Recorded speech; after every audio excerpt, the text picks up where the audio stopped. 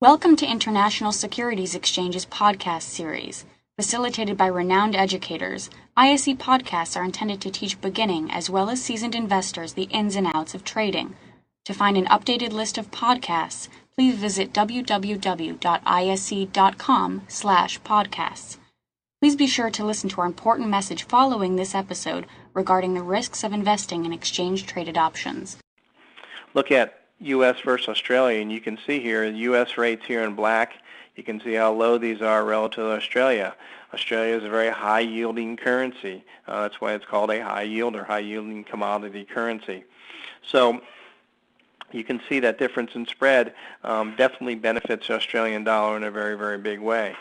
Again, part of our story, if we get through this global conflagration period and this risk period, we think ultimately the U.S. will move in a kind of a neutral bracket with the commodity currencies. At least that was part of our story. It's changing again a bit.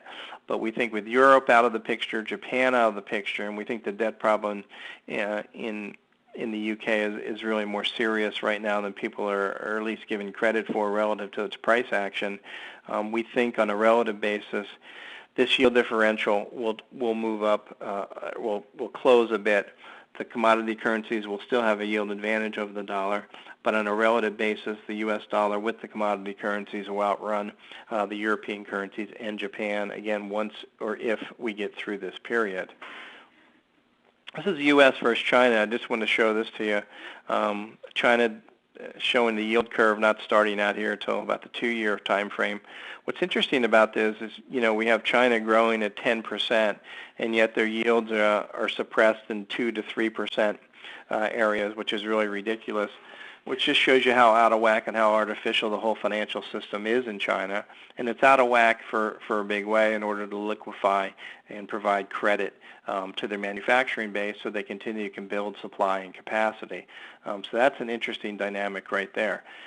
In the real world, in not the world of China, given those growth rates and its slight concern on the inflation side of the fence and the free-floating currencies, these yields would be significantly higher. So they've suppressed and artificially suppressed yields in their currency to create credit in a very, very big way. And that's why you have a lot of credit dislocation in China. No doubt it's blowing and going, but there's been a lot of wasted credit because of this government. Anytime a government tries to steer credit to targeted industries, and China does it in a very, very big way, you have inefficiencies, corruption, and dislocation, and this may all rise to the surface pretty soon if the Chinese bubble breaks, as we talked about earlier. And this is all part and parcel to it. Foreign direct investment. This is gross fixed capital formation for the U.S. And this is kind of that stuff, plant and equipment. It's non-operating type stuff. It's non-financial stuff, and you can see how this just fell off a cliff here. Started to fall 2006, even before the credit crunch, but just ratcheted down, and we blip up and now turning over again, which doesn't bode well for the idea of a great recovery in the U.S. There's a view, of course, that there's no way we're going to have a double dip recession. We actually think the chances of a double dip are much greater than the economists think there are, because we're looking at stuff like this. We're looking at money supply that continues to fall. We're looking at reserve growth that just isn't changing at all. Money's not leaving the banks. So all this stuff, if we were to see any type of vibrant recovery in the U.S., this should have snapped back. And what this part of this is telling us is businesses that are flush with cash and still have good earnings. Part of the reason they have good earnings is they're not putting money to work in capital investment at all, and all that money is just going right to the bottom line. There's a lot of concern still out there in the world of some of the things we talked about. So again, capital investments aren't being made. When they do, this pent-up cash or pent-up capital spending, so to speak, again, is another driver for the U.S. dollar if it starts genning up in a big way. We think it's going to be, again, part of that process of self-reinforcing money flow if we get it.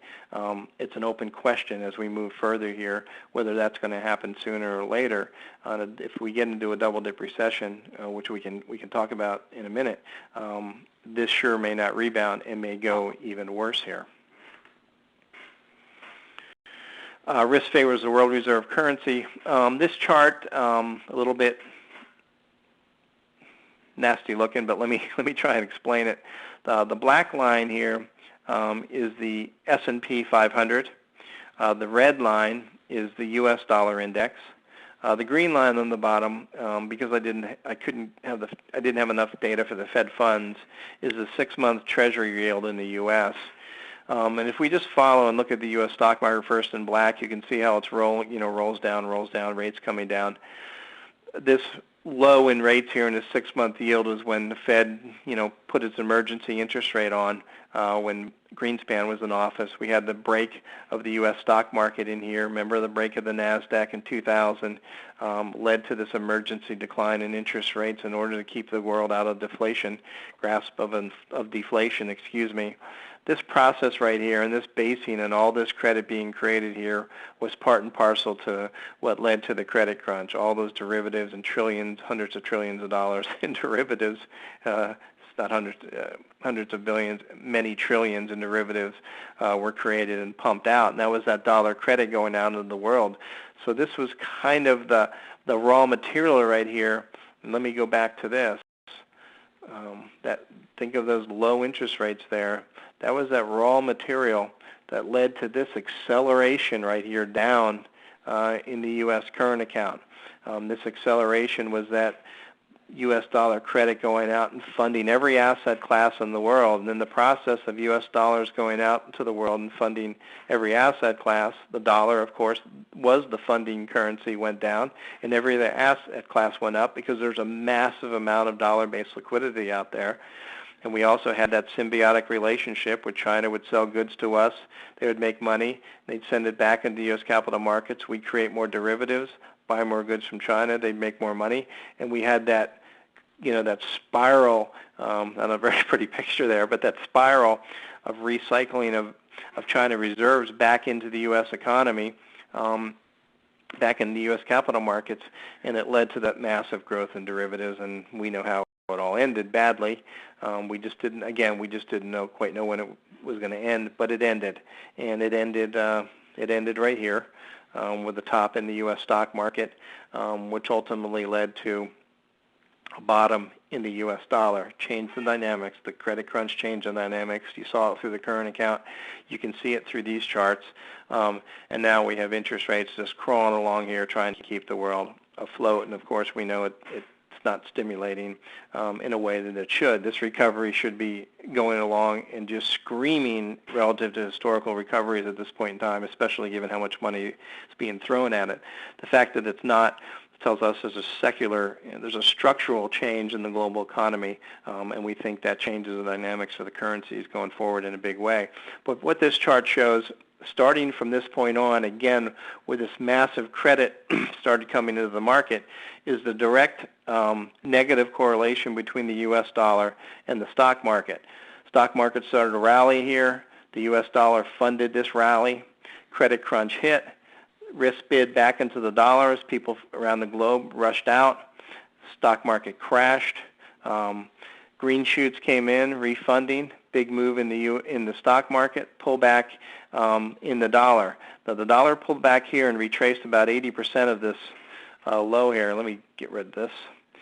Retrace about 80% of this low, and you may remember most people were saying another bear market in the dollar. We didn't expect it because we thought those dynamics were changing because of the credit crunch, and the improvement of the current account helped us make this call. And so all of a sudden you start to see the dollar and the stock market move together in a kind of interesting correlation together, and you're seeing this correlation now change in a big way. So it's something that we, in terms of our story, we have to be careful about. Thank you for listening to our podcast. To find more podcasts on options, stocks, alternative markets, and market data, please visit www.ise.com/podcasts.